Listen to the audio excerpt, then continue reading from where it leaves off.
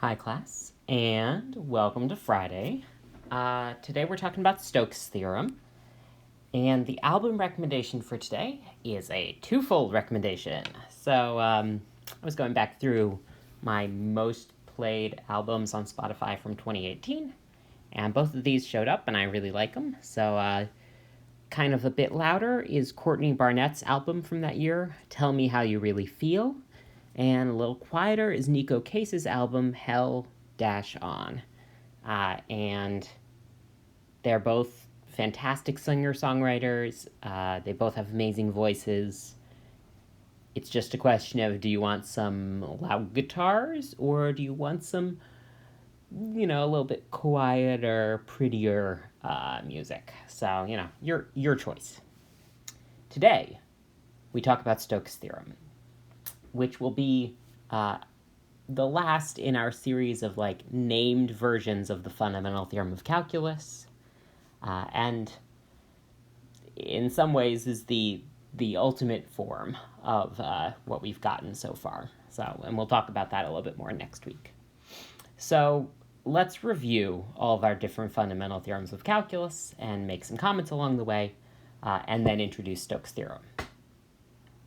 So we have our classical fundamental theorem of calculus from Calc 1. And so this looks like I've got a derivative, and I can evaluate at the endpoints. And over here on the left, I've drawn a picture of what that looks like. And the picture I'm drawing is kind of the same for all of these. I'm drawing the domain. So I'm telling you, what does A to B look like, really? It's starting at A and going over to B.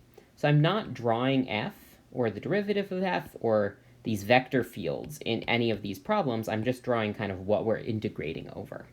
So hopefully that helps clarify a little bit. I do want to make a note, though, that for all of these, what we need in order to do a fundamental theorem of calculus, aside from the right sort of integral setup, is we need F, or later on, whatever this vector field, F, to have continuous derivatives. And I'm going to say partial derivatives, because when F is a vector field, there's probably many different variables that we might need to be taking those partial derivatives with respect to. And so in particular, this means when F is like m comma n, m and n both have continuous partial derivatives for both x and y. That's sort of our setup. We need that just in order for all of these theorems to even make sense. So in one sense, F needs to have a derivative, because otherwise I can't write this left-hand side. And the vector field F needs to have a derivative, because otherwise I can't write this curl or divergence on the left-hand side. And I should say, or F, which is a vector-valued function, or which is a function of multiple variables, like in option 2. So this first one was like classical. For the second one, this is the fundamental theorem of calculus for line integrals. And we said, now that we are fancy and we can use functions of multiple variables, we know that gradients stand in for our derivatives. And so this first thing can be rephrased when we have a path that's kind of walking throughout space. Well, if you're evaluating a gradient field, it's the same as evaluating at the end minus the start. So if you're computing, in particular, a flow integral over a gradient field, the flow is determined by just where you start and where you stop. And you should think about this because the gradient is always pointing towards maximum elevation. So if you imagine just walking a straight line from where you start to where you stop, and the gradient's like telling you how much you are rising as you walk over that path. And so equivalently to computing how much you're rising as you walk over that path, you could have just taken your height at the end and your height at the start and subtracted the two. And that's what this is saying. Then we have our two forms for Green's theorem. So we've got the curl and the divergence forms of Green's theorem, and divergence theorem down here. So we've got Green's theorem,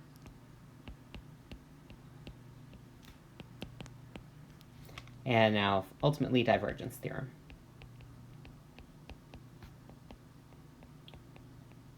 And for each of these, I've drawn the regions that they correspond to. So for the Green's theorem one, we have a region in 2 dimensions. So this has to be in the plane, where we have a region R and its boundary, which is oriented counterclockwise. And then we know that the flow along the boundary is the same as adding up the curls inside, and the flux across the boundary is the same as adding up the divergences inside. So, yeah. I do want to point out, because some people have asked me, so if the boundary of R is parametrized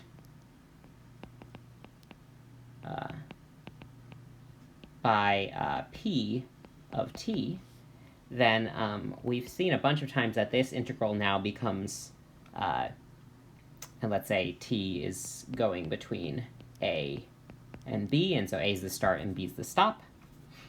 This becomes the integral from t equals a to b of f of p of t dot p prime of t dt.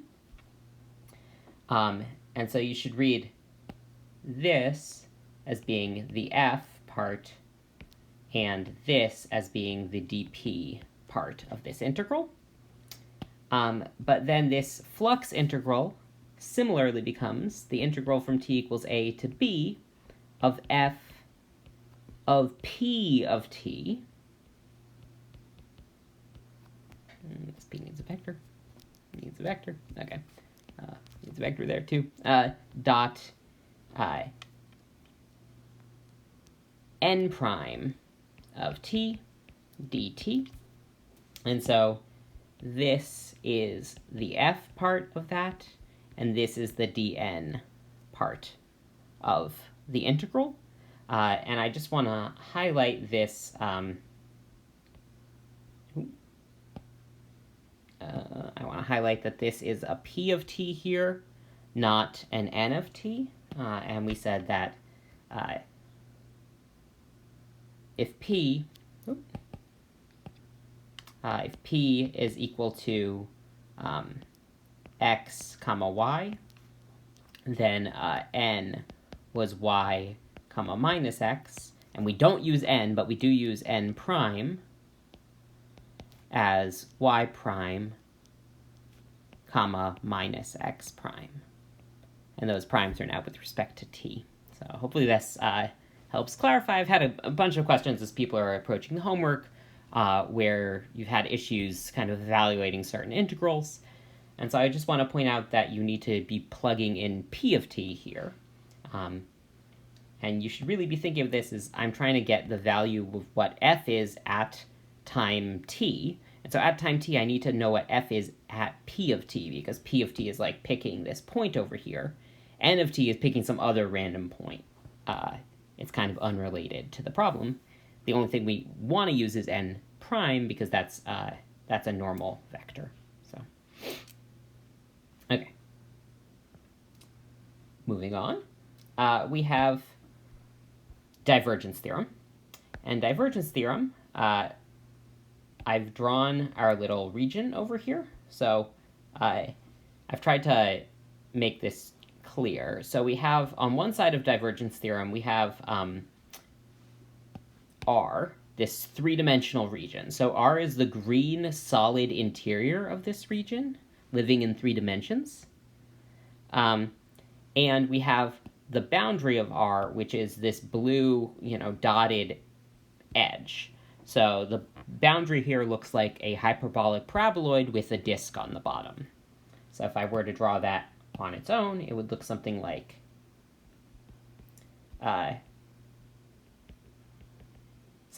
this.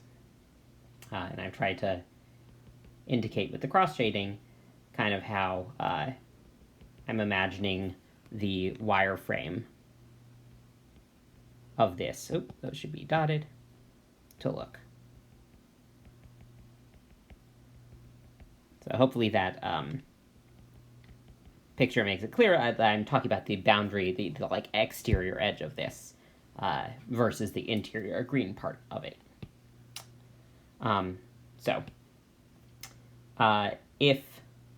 So for divergence theorem, and we'll get to Stokes theorem down there, we have that this left-hand side, where we have the divergence of f in 3 dimensions, we can add that up over the whole region, and it's the same as computing the flux of f across the boundary. And so this is flux across the surface. And so if we parameterize, so if, let's say, P of u comma v parameterizes the boundary of R over domain, let's just say D for domain, then we can rewrite this integral as the double integral over whatever that domain is in the UV plane of f, and I want to evaluate f at the point on the boundary, so it's going to be f of p of u comma v dot, and now n hat becomes dp du cross dp dv, and now times du dv. And I have run my text into each other, so I'm going to like move that a little bit. Okay, I'm pleased with how I've placed things now. So when you read this, here is the component of this that is giving you what the vector field is. And then, like we talked about when we covered these flux surface integrals, we said that this dp du cross dp dv, that gives us a normal vector. It's not a unit vector, but when you multiply it by the area, you get the same thing as getting a unit normal vector times ds, because it's going to compute the surface area, but also give you the length of the surface area pointed in the normal vector's direction, which is what this n hat gives you. So that's the way that I think about breaking these things down, is that I can replace n hat ds by dp du cross dp dv du dv. So what's our new player in this fundamental theorem of calculus game we've been playing? It's Stokes theorem. And here it is, and it's amazing. So Stokes theorem, we still need to have f with continuous partial derivatives, but Stokes theorem says that the second derivative over r of the curl of f dot n hat ds is equal to the line integral around the boundary of r of f dot dp. And so you might look at this and say, wait a minute, we already had this left-hand guy, right? So if I scroll up a little bit, this looks a lot like the curl form for Green's theorem. But there's a critical distinction between the two. This one is happening in 3 dimensions, whereas this one is happening in 2 dimensions. So if you look at the different pictures here, over here on the left, I've got this R, this region R, and the boundary of R. They both live in R2. The divergence theorem is happening in R3, and Stokes theorem, our new form for it, is happening in R3 as well. So the regions that we get to consider for Stokes theorem are cooler than the ones for Green's theorem, right? So we get to say that this left-hand side of this equation, this is a complicated surface area integral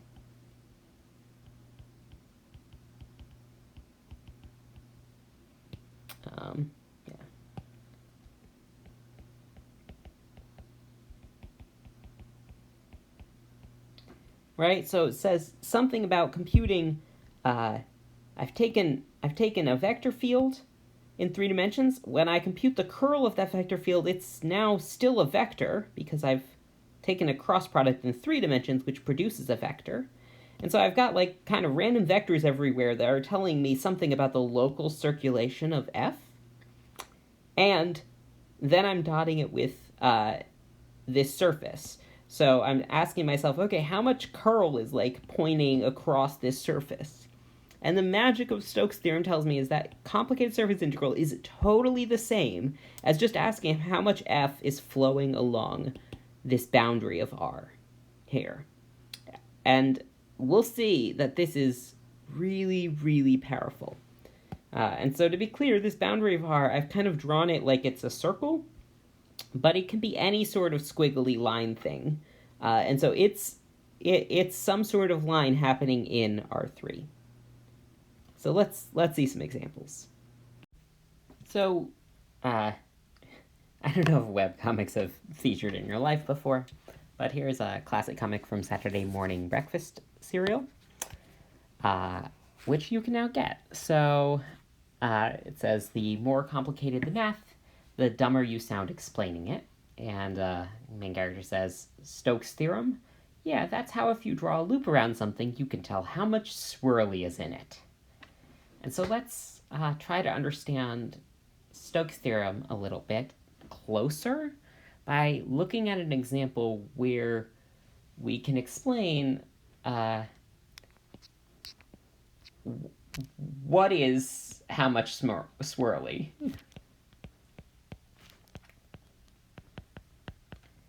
And how does that relate to the curl of F?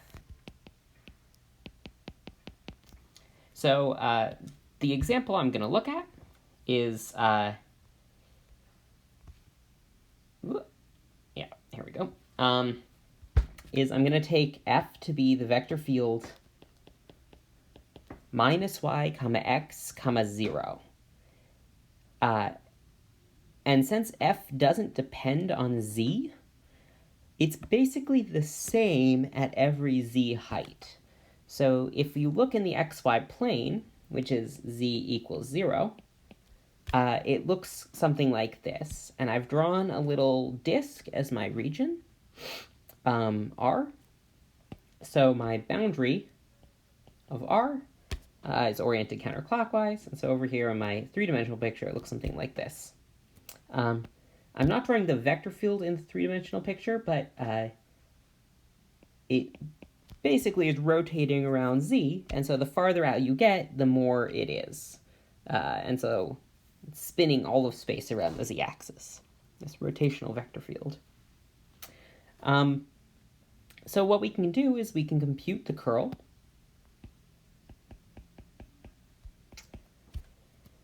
And if you do, you can quickly check. This will be the determinant of the matrix I, J, K. Oh, there's a lot of zeros here. So D, dx, D, dy, that's nabla, D, dz, minus y, x, 0. And since there's no z's, this d dz entry also behaves like there's a 0 in it. So you can quickly compute that this ends up just being the vector 0 in the x, 0 in the y, and 2 in the z component. And that 2 comes from the 1 minus 1 here, and that gives us 2. Which agrees with the fact that we already kind of knew that the curl of the vector field minus y, comma x was plus 2 the scalar curl in 2 dimensions. And in 3 dimensions, we just get a vector. So let's draw the curl of that vector. And well, if I draw it in this plane, it doesn't look like much because it's all pointed up in the z direction. So uniformly, it looks like it's the +2 vector everywhere in the z direction.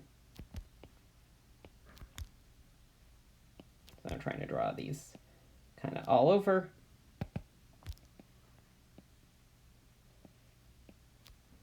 And my intention is that they're all supposed to be the same height.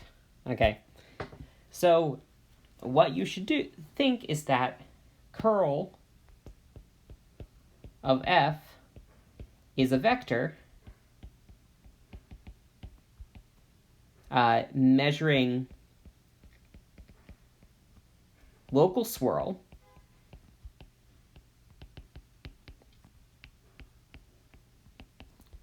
of f, and it points in the direction around which f is rotating.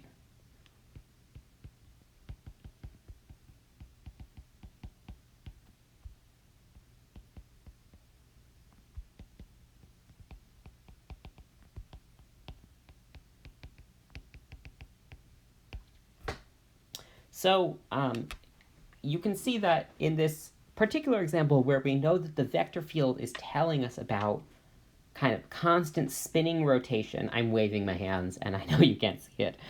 Constant spinning rotation in the XYZ plane space, right? It's spinning everything around the z-axis. Then locally, that means if you take, some little tiny disk over here and you're kind of walking around it, there's going to be more force on this side than on this side, and it's going to spin, right? And the spinning force is like +2, and the local axis looks, if I draw that disk over here, it's locally spinning around that vector that's pointing straight up. So it's spinning around like the positive z direction. So if you drop any closed region in this xy plane and put an axis through its like center of mass, it's going to spin counterclockwise when the axis points straight up. Yeah, that's what curl is measuring. And so the thing that Stokes' theorem tells us is that on one hand, I can compute this double integral over r of the curl, and I'm going to write it in Stokes' theorem's form. N hat ds. Well, r is in the xy plane. So I can take n hat to be just the vector k pointing up in the z direction. And if I do, then the boundary is oriented counterclockwise. So one thing I did not mention is how the choice of n hat gives you an orientation on the boundary of R using, of course, the right-hand rule. So because in this case, R is our disk, and n hat is pointing up, then you imagine n hat is your thumb, and the way your fingers are spinning, so it's right thumb, and the way your fingers tell you the flow along the boundary.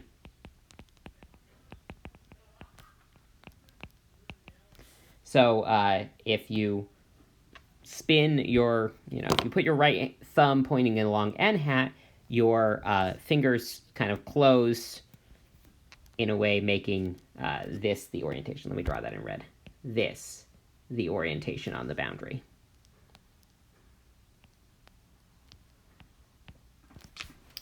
Okay, so hopefully this makes sense. So in some ways, the counterclockwise orientation that we've given in the xy plane always agrees with right-hand rule, where the thumb is coming off of the plane. So it's the positive z-axis. Okay. So, so Stokes' theorem tells me this is equal to just going around the boundary of R, of f dot dp, so the flow along the boundary. And in this particular case, this side's actually easier to compute because the curl is constant and n is pointing in the same direction. So this is just the double integral of 2 ds. Sorry, that's a 2, not a partial, so 2 ds over r. And the surface area of r is a flat disk, so that's 2 times pi. I didn't give my radius, so let's just say pi r squared would be my answer. Now, what we'll see, though, is that it didn't actually matter. It matters less what r is than what the other region is. So if we replace, I am definitely running out of space, but one of the benefits of Stokes' theorem is, let's say we take the same boundary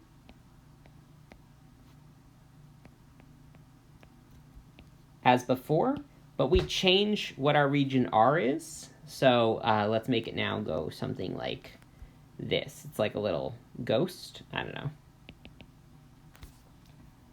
Whatever. So if we take this to be our boundary in 3 dimensions, then what Stokes' theorem tells us is that the new double integral, so let's call this r sub 2 for our second copy of r. Stokes' theorem also tells us that this same integral, which we know is equal to 2 pi r squared, where r is the radius of the disk, is also equal to the double integral over R2, this really complicated shape of the curl of f dot n hat ds. And if you look at R2 and you say this is too hard to parameterize, and even though the curl is a pretty simple vector field here, working out the surface area of this region seems impossible, right? Or the surface form. It's fine because we already computed it, and the answer is 2 pi r squared. So we'll see this a little bit more going forward, but that's what I wanted to give a summary of right now. Okay, so our first example is this totally straightforward line integral. So I have a closed curve C. C is the unit circle centered at the point 0, 0, 4 in R3. Now, that's not specific enough, so I need to tell you that the circle is lying in the plane x minus y plus c equals 4. So you've got that plane, the point 0, 0, 4 lies in the plane because it satisfies the equation, and I'm taking the unit circle in that plane. Okay? Now I want to compute this integral of x plus y dx minus x plus y plus 2z dy plus 5x minus 8z dz. And I want to integrate that over this unit circle. Okay? Go. So what I don't want to do is give a parameterization. So it is possible to parameterize C.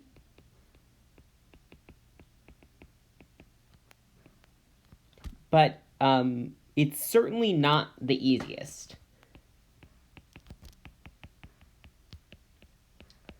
Right? Our favorite parameterizations for circles are when they lie in the xy plane, or maybe the yz plane, or the xz plane, because then I can just use the cosine t sine t. So it's not cosine t sine t. in this case, because it's lying in some complicated plane, and so that means the x and y and z components are all going to depend on t, and I'm going to have to come up with some transformation that translates this this type of formula to lie in that plane. And that's hard. It's harder to do than you'd think. It's easier with some linear algebra, but we don't have that yet. So what we're going to do is instead use Stokes' theorem. So let's draw a little picture of what we have. I've got this plane, and it's less important to give an accurate picture than it is to just give a picture. So here's my plane. X minus y plus z equals 4. I know that lying in this plane, I've got the point 0, 0, 4. And I've got this circle. So here's my circle, and my circle is C. Okay. And I haven't given the orientation on the circle because I don't know how it's going to work out, right? Well, what I do know is that I can easily read off of this a normal vector for the plane. And the normal vector for the plane is the vector 1, minus 1, 1. Right? So if I draw that, I end up with this normal vector for the plane pointing straight off of the surface. So what I'm going to do is compute this integral, which I'm going to rewrite as a flow integral. So let f equal the vector field making that a flow integral. So x plus y, y minus x minus y minus 2z and 5x minus 8z. That seems perfectly fine. And then the integral that we were given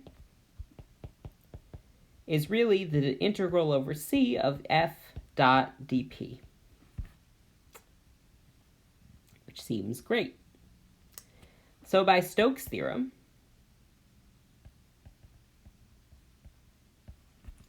and Stokes' name, by the way, has the s at the end, which is why people put the apostrophe after, but it's going to be annoying, so I'm just going to write Stokes. So I'm like citing his name, it's fine. I don't want to have extra primes floating around. So this is the same as the double integral over a disk, and so let's give the disk in color. Color it green. So let's call that disk D of the curl of f as a three-dimensional vector dot n hat ds. And so in order to work this out, I need to provide a couple things. One is n hat. Well, n hat needs to be a vector that's normal to D everywhere. And I already have one. It's this yellow vector that's normal to the plane because D lies in the plane. So I can let n hat be the normal vector for the plane divided by the magnitude for the normal vector of the plane,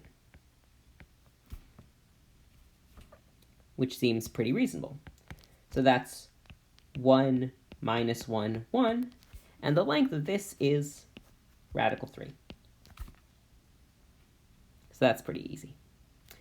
I also need to compute the curl, and that's just a thing I have to do. So that's going to be the determinant of I, j, k, give myself enough room, d dx, d dy, d dz, x plus y minus x plus y plus 2z, 5x minus 8z. Okay, and go compute your cross product and come back and check with me. Okay, my cross product got 2 minus 5, 0.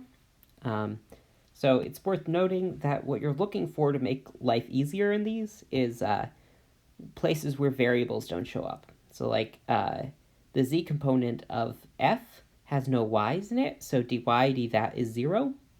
dz this is just minus 2, which is like pretty easy. So minus 2 gives you this. 5 minus 0. So minus that because I'm doing cross product. And then minus 1 minus plus 1. Oh, made a mistake.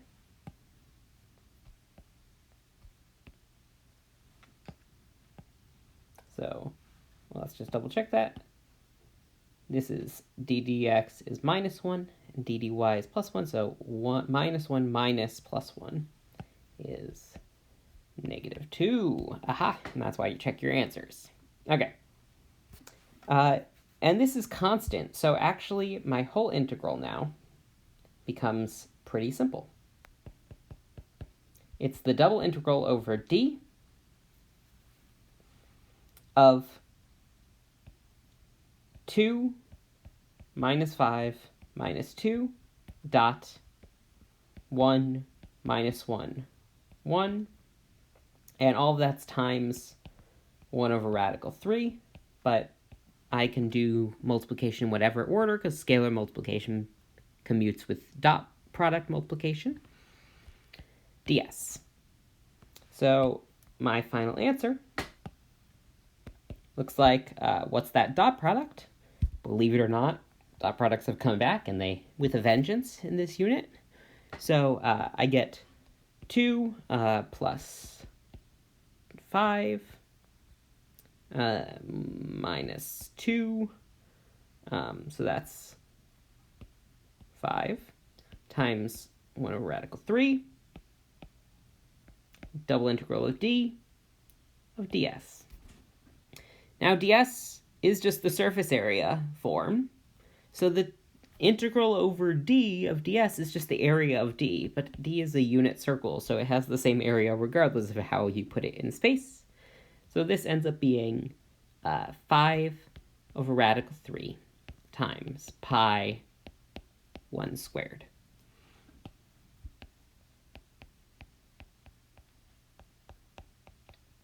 And we're done. Example 2. Compute the integral over p, the parallelogram, drawn counterclockwise from above with vertices 0, 0, 0, 3, 1, 4, 4, 1, 3, and 7, 2, 7 of the integrand y minus z dx, 2x plus y dy, and x plus z dz. So it's hard to draw this region because it's kind of a crazy parallelogram. But if you notice that these two points add up to equal this point, it can give you a good way to start this problem, which is to think about cross products and vectors. So if I were drawing this, I'd maybe say I've got, oh, I shouldn't have drawn axes, I already regret this, x, y, z. I've got these points. One of them is 0, 0, 0.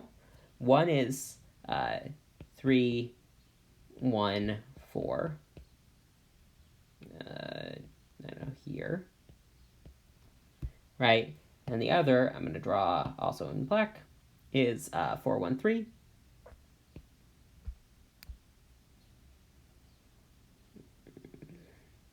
I don't know, something like here. Right? And then I'm forming them into a parallelogram. So my parallelogram P looks something like this. Oh, I regret shading this. Yeah. Here's P. Now, it's already kind of hard to see how to orient it or whatever, but the key thing is I can find a normal vector to P. P lies in some plane. So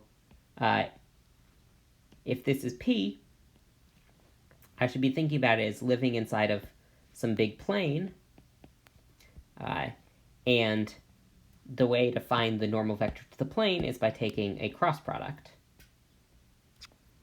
And I'm going to take that cross product as the cross product of 3, 1, 4 and 4, 1, 3.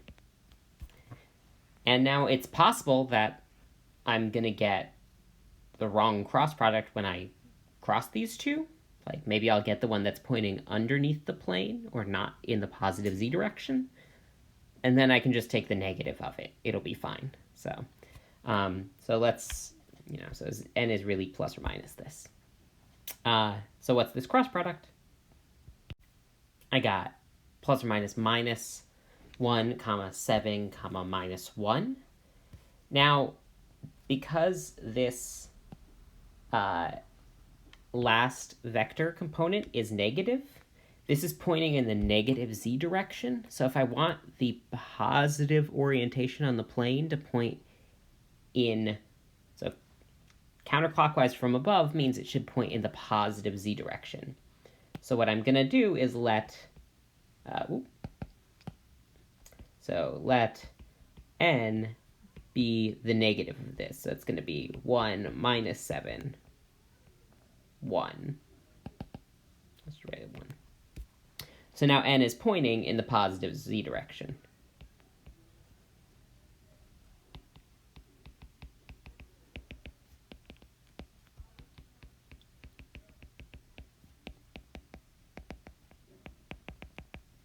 So this is kind of the same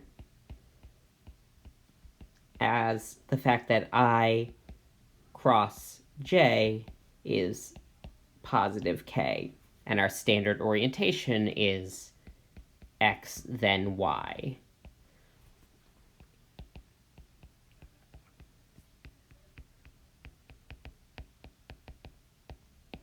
Okay, so cross product is your way to access right-hand rule. Okay, I've spent so much time. So let's compute this vector. So what I'm going to do is define my vector field to be y minus z, 2x plus y, and x plus z. And then I will compute the curl. So the curl of f is the determinant of I, j, k, d, dx, d, dy, d, dz, y minus z, 2x plus y, x plus z. So I looks like 0 minus 0. J has a negative on it. It's 1 minus 1. And the k component is 2 minus 1. So lo and behold, fantastically, this is just 0 minus 2, 1. So by Stokes' theorem, the integral I wanted, which was the integral around the parallelogram of, which I'm going to call the boundary of the parallelogram, and I will call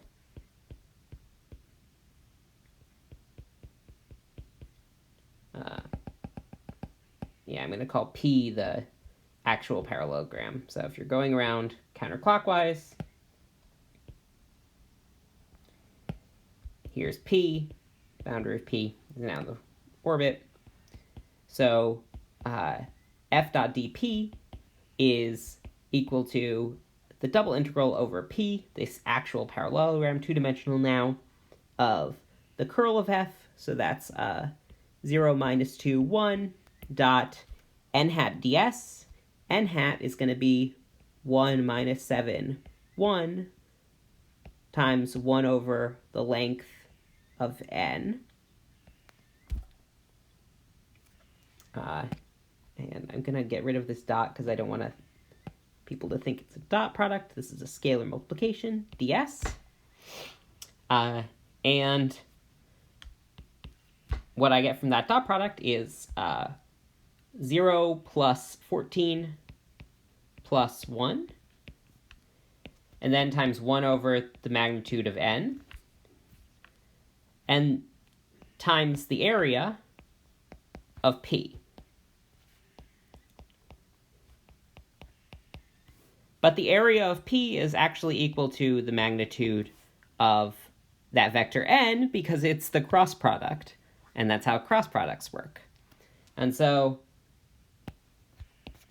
these cancel to give you 1 because I'm multiplying by n and I'm dividing by n, its magnitude. So my actual answer here is just 15.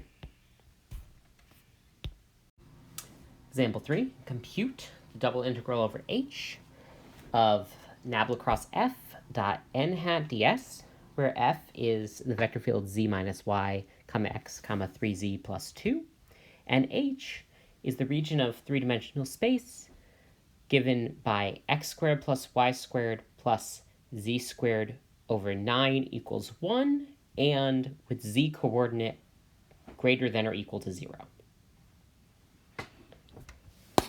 So if you want a picture of h, you should be drawing an ellipsoid.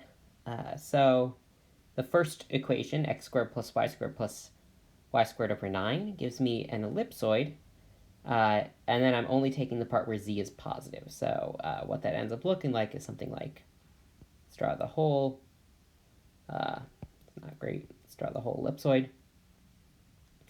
And so if let's give it some axes. Here's my x-axis. Here's my y-axis. Here's my z-axis. So that my z-intercept is at, plus 3. And my x and y ones are both at 1 from the equation.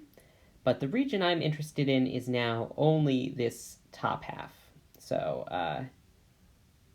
what I want to do is restrict to the portion of this which is above the axis. And in this particular case, I also want to be clear, this is an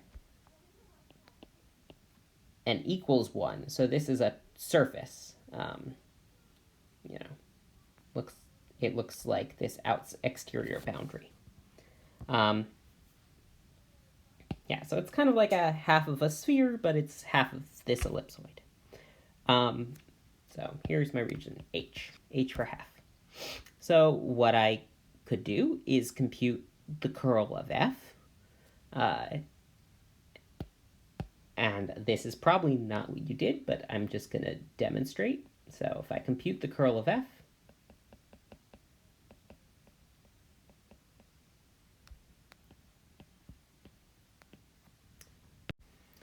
the curl of f looks like 0, 1, 2, which is nice, right? So, but I feel you might look at this integral and say, hey, this integral would be pretty easy provided I could parameterize h. And the only problem is that parameterizing h is pretty hard. You have to be clever to come up with a parameterization that's nice enough to compute a surface integral.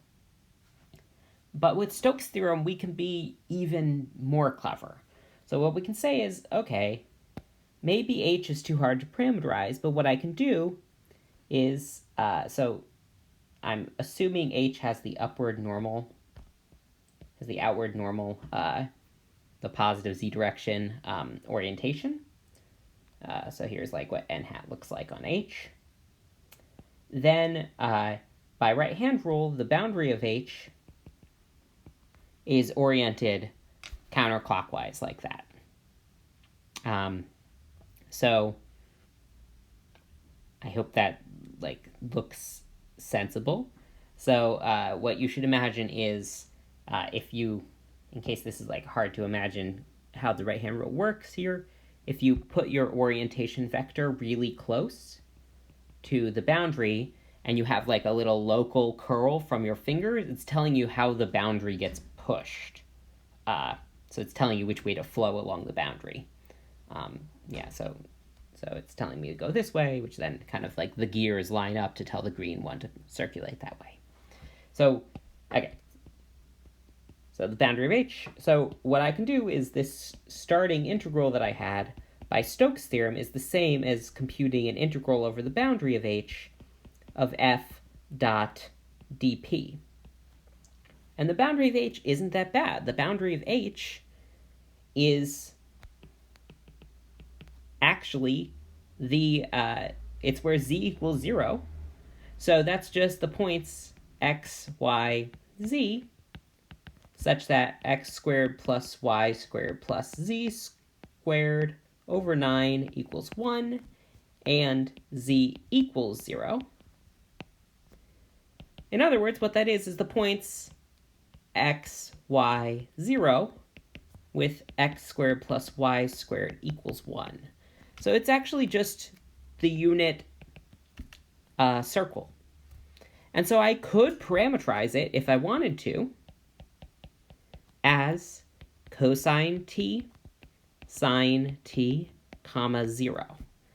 And that's essentially parameterizing the unit circle in the plane. And now I could compute this integral because I have, on one hand, a description of f, and I have a parameterization, and so it's a line integral that I can compute. But I'm going to be more clever than that, and without using a parameterization at all, I'm still going to compute this integral. So I'm going to forget about h, but I'm going to remember that the curl of f was really simple, right? So since the curl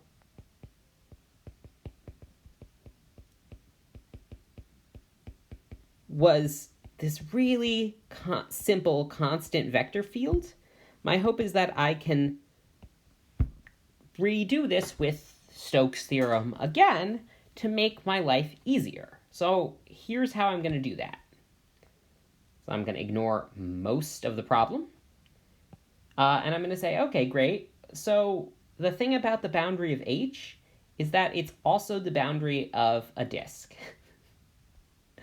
So let's draw that. So I'm going to now forget most of my picture above, but I'm going to remember this green circle, right? So I've got the green circle, and I say, hey, you know what? That green circle is actually the boundary of this disk. So let's call that disk D. So what I'll do is let D be the unit disk in the xy plane. So that's, in other words, the points x, y, 0, such that x squared plus y squared is less than or equal to 1. So less than or equal to 1. And then notice D, its boundary, the boundary of D, is the same as the boundary of H, provided that I give D the upward normal orientation. So given orientation n hat equals k, ijk, yeah, on D. Which means that this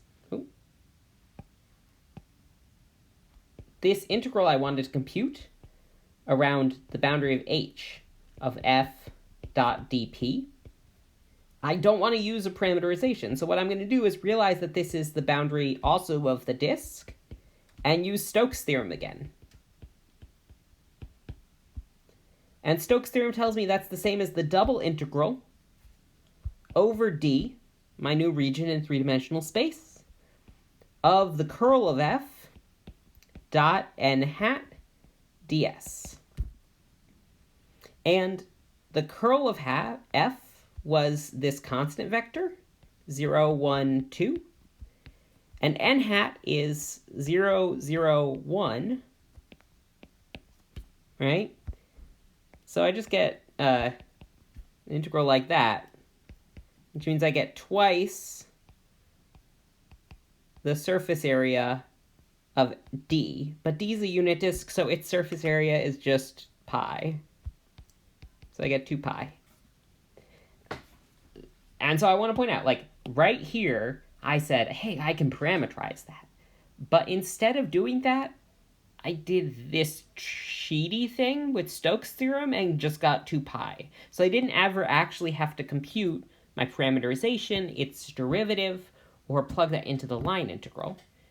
And if you remember, I'm going to scroll up, f kind of looked a little messy, right? There's all these z's and x's and y's in there. And so, like, even when I parameterize it, it's going to be a bit of a mess to compute with. It's not terrible, but it's much easier to use the curl. Okay, same idea. Let D be the unit disk centered at the origin. Let P be the surface of the elliptic paraboloid, z equals 1 minus x squared minus y squared above the xy plane, and let F be the vector field 0, 0, 1. Explain, without computing any integrals, why these two things are equal. And I realize I should maybe say unit disk in the xy plane, centered at the origin.